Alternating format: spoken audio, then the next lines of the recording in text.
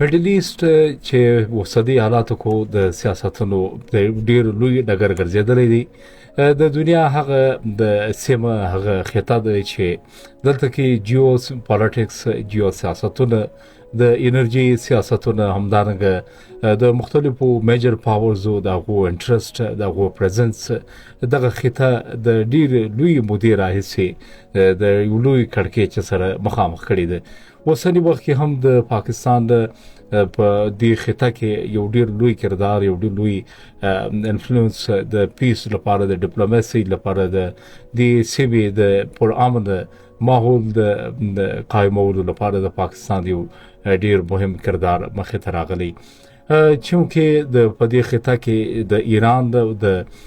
پاغه کې د نور غربي وادونو چې د امریکای سره د جنگ په دې محل باندې هغه هم په نقشه سوي دي. د پاکستان د کوشش دا دی چې د دې تمام شخړو د ډي اسکلیشن لپاره د یو ریجنل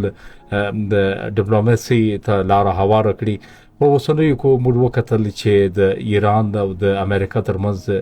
د جنگ په دې محل باندې پاکستان د یو میډیټر د یو منځګړیتوب کردار ادا کړ چې دواړه بلجرنټ هیوادونه د یو داسې د شخړې د کمیدو لپاره فیسیلیټیټر سټیټ یا د کنیکټیویټي یا د